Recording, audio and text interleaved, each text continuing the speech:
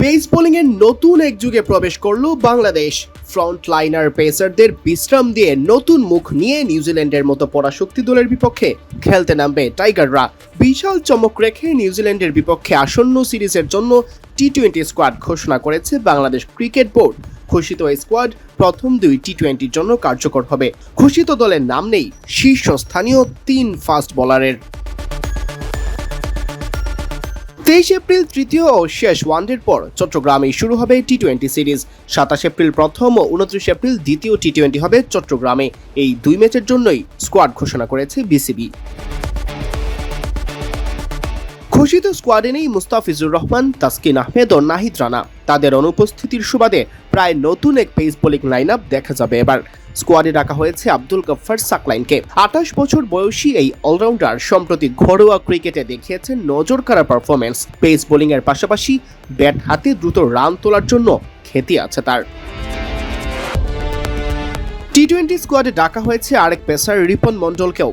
বাংলাদেশের হয়ে এশিয়ান গেমসে ম্যাচ খেললেও মূল দল বা সিনিয়র দলে এখনো খেলা হয়নি তার। সাকলাইন বা রিপন দুজনই পেসার হিসেবে বেশ সুনাম কুড়িয়েছেন। একই সাথে পেস বোলিংয়ে বাংলাদেশ এখন কতটা সমৃদ্ধ তার প্রমাণই যেন এই রদবদল। শীর্ষ 3 পেসারকে বিশ্রাম দিয়ে নতুন দুজনকে দলে ডাকা, এত সমৃদ্ধ পেস বোলিং ডিপার্টমেন্ট থাকলেই শুধু সম্ভব। এদিকে বাংলাদেশের স্কোয়াডে নাম নেই জাকের আলী অনিকের, যিনি সর্বশেষ দলেও ছিলেন স্কোয়াডে।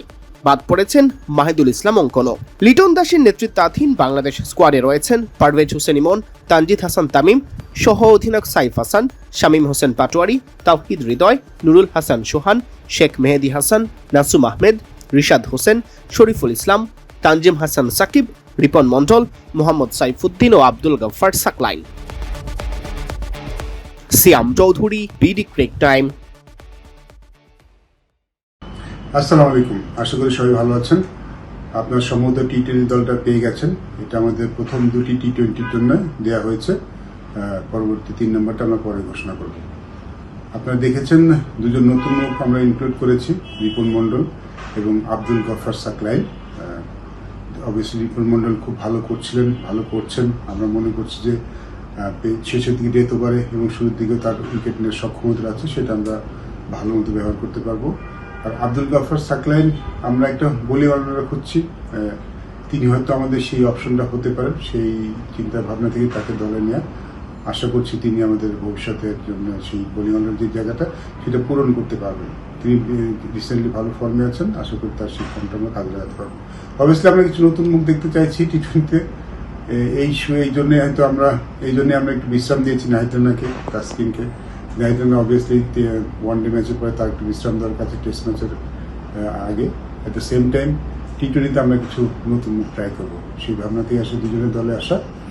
আর বাকিরা তো সাইফুদ্দিনই যে আরেকজন অলরাউন্ডার আছেন, ব্যাটিংয়ে তো যারা আছেন তারা সবাই আছেন, আগে যারা ছিলেন। তো সেখানে আমরা তাদের গোটা পরিবর্তন করে নিব।